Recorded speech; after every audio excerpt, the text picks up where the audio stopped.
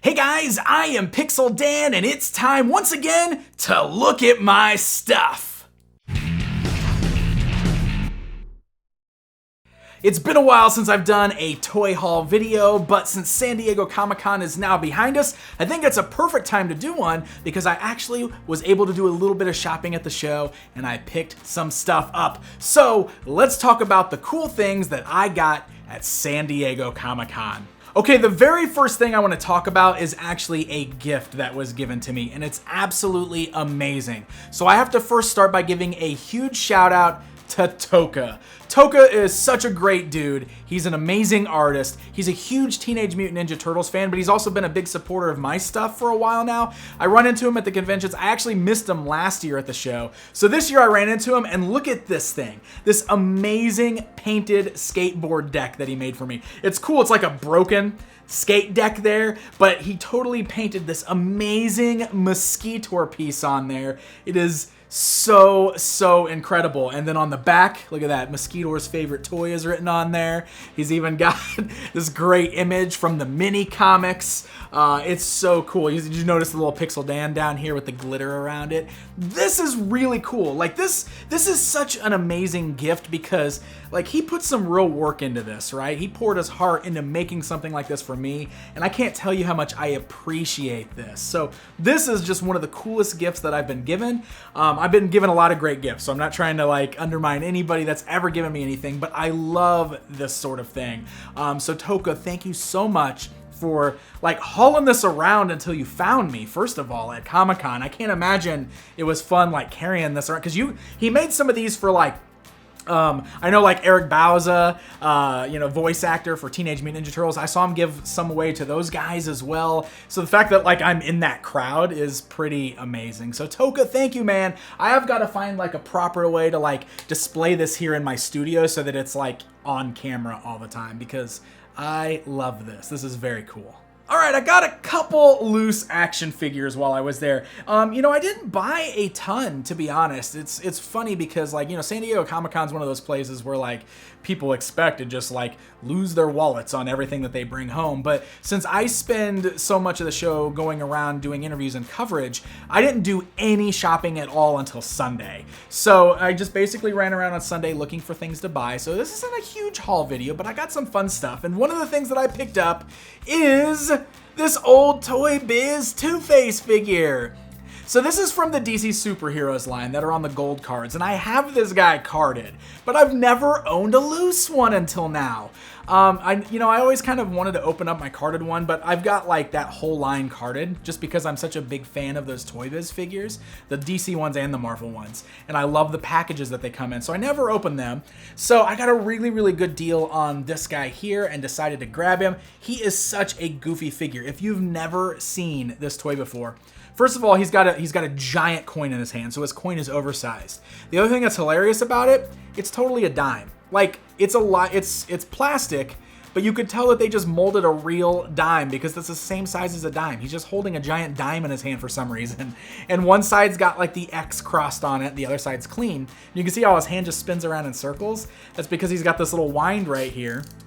So you wind him up, and his hand just spins in circles, and then you see if it lands either face up or, heads or tails. It's kind of a fun little feature. It's really goofy, but it's kind of fun. Plus, I just love this classic look for Two-Face where he's like got the green skin and the orange and blue suit. I think he's a fantastic figure.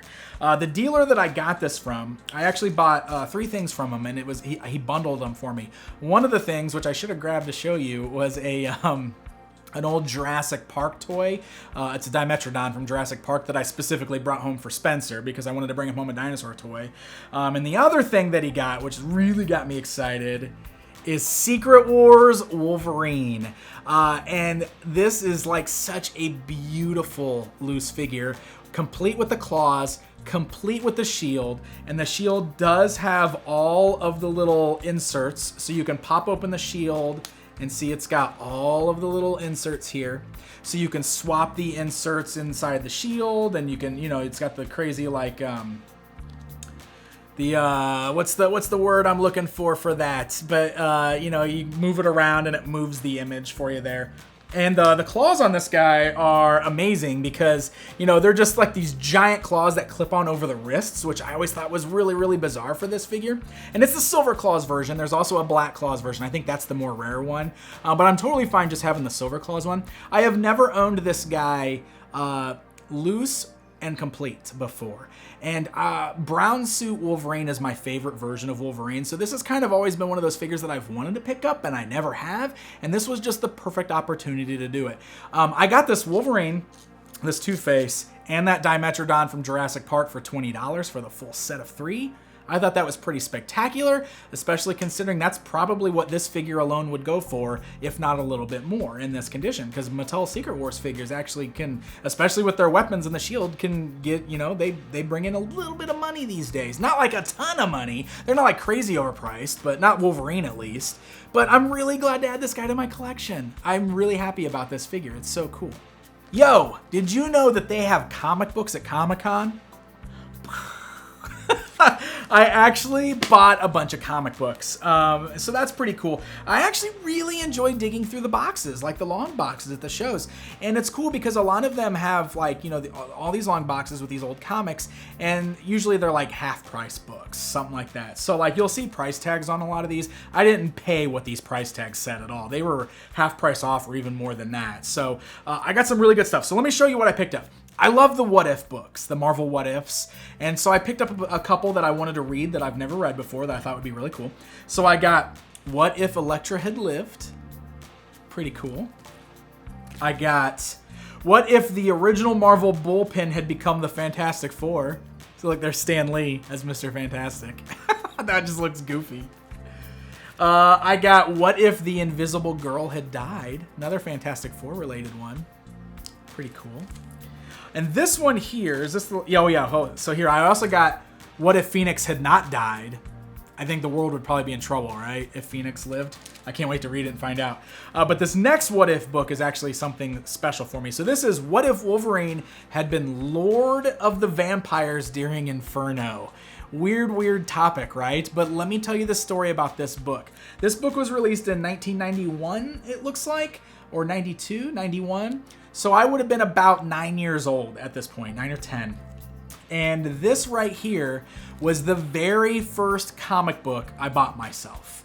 The reason that I bought this book specifically was just because it had Wolverine on the cover. Because I had just discovered the Toy Biz X-Men action figures. I had become very attached to Wolverine, so suddenly I wanted to know more about Wolverine, and I bought this comic book. And this right here opened up the gateway to me. I became a huge X-Men fan into a huge Marvel fan. Before this, I had had some Marvel superhero toys. And, you know, when I was younger than that, of course, I had some Spider-Man figures, and I even had some DC stuff and some Batman stuff. But it's like this Toy Biz X-Men line and then buying this comic was specifically so important because this is what really turned me into a fan. And then the X-Men cartoon came out right after this, and it was just like, boom, X-Men, baby. So I own my original one still, and it's like totally beat up and ripped to shreds. I remember I even had to staple it back together as a kid because I used to carry this book around with me everywhere.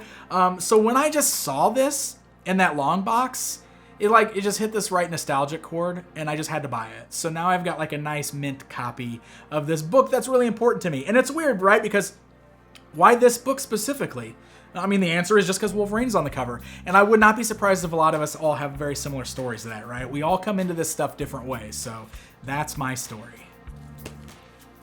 All right, a few more comics. What else did I get? I got a couple Marvel Star Wars comics.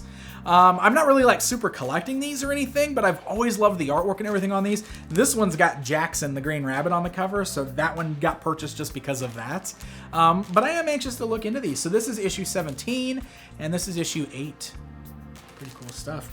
They had some early issues there, but they were actually kind of expensive. I kind of want to buy some of the early issues, but they're a little more than I wanted to pay for a comic book. Rom the Space Knight! If you followed me on these videos, you know that I kind of look for these a lot. Rom and Crystar and Sectars. I like buying books that kind of spawn from toys first. This is King Size Annual #1. So pretty cool. Anxious to check that out. Nintendo. I love Nintendo stuff. I love all this weird old Nintendo stuff. So I got the Super Mario Brothers Special Edition. It's the Super Mario Brothers 3 comic book. Holy cow. Actually, let's open this up real quick. I actually haven't even opened this yet. I was really excited when I saw it, and I decided to buy it. Oh, look. Nintendo Power subscription. I totally have this Mario 3 Player's Guide. I remember getting it when I was a kid. Man, yeah, look at the artwork in this. Oh, this is amazing. The pages are actually like cardstock, too. They're like really thick on this. Nintendo Comic System. Oh, yeah. That's some more comics I want to collect. I don't really have any of the Nintendo Comic System stuff, so I want to get some more of that. So, yeah, I'm pretty excited to get this. Oh, maybe I can just subscribe to the Nintendo Comic System. So that's a pretty cool book. I was really glad I picked this one up. And then the very last book. So this is something I look for every time I'm at these shows. I always dig through these boxes and I look for Masters of the Universe comics. And you know what? I never find them. And I think it's because everybody's buying them up. This year, I found the Masters of the Universe motion picture comic book. So this is the story of the old movie, but as a comic, and I didn't have it already. I did pay a little bit more for this. I think they had a $10 price tag on this. I think I talked them down a little bit, but I wanted it in my collection because that's one of the things I'm really lacking is a lot of these old He-Man comics. So that's on my list of things that I want to buy, and I'm really excited about this, and I'm actually really anxious to read it.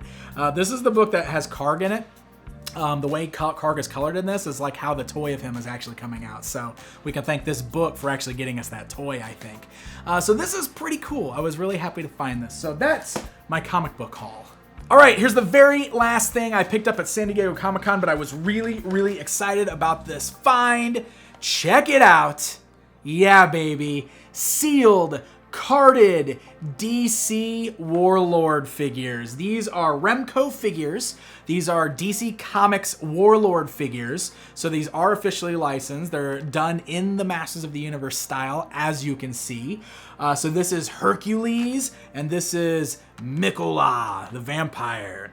I couldn't believe that these were carded. You can see the bubbles are yellow, but come on, those card backs are wonderful. And the price was amazing on these, $20 a piece. Honestly, I would think that these would go for a lot more than that, so I was kind of shocked when he said that, and I was more than happy to drop $20 a piece on these to add them to my collection because this is the kind of thing I love collecting. I love these toys. I love the 5.5 stuff. And finding these on card is amazing. Skullman, right there on the back, he's actually one of the rare ones from the line, or he's just one that everybody wants because he's cool looking. The guy said that he had a Skullman and a few others earlier in the day, and he sold them all. And that made my heart sink a little bit because if he was charging $20 for all of them, he may not have been. Maybe he had higher prices on those. So I'm just going to pretend like he wasn't, because if I found out that I missed Skullman for that on card, I'd be pretty upset. But I also need to give a special shout out to my good friend Phil, because Phil actually spotted these and pointed them out to me. And since he's the one that found them, I was going to let him buy them. And Phil was like kind of, you know, going back and forth on if he wanted to buy them or not. And ultimately, he decided that he wanted me to buy them. So he gave them over to me. So Phil, man, you totally didn't have to do that. I really appreciate it. But thank you so much, because these are my favorite pickup from San Diego Comic-Con. So there you go, my friends. That is my haul today. It's not a massive haul. I didn't buy a ton of things there. Like I said, it's because I was working so hard. But the fact that I found any of the stuff at all, I didn't spend very much money. I spent, this is what, 20, 40, 60, and then on those comics there, I bet I spent under $75 on this stuff. So that is pretty darn good for a cool vintage haul from San Diego Comic-Con, especially since things are usually so marked up there. So thank you guys so much for watching, and stay tuned. I'm going to be doing some more haul videos pretty soon because I've actually got a couple things I've been wanting to show you guys. So more of those are on the way. Don't forget to subscribe. Click on these boxes. Watch some of my other videos. You guys know the drill.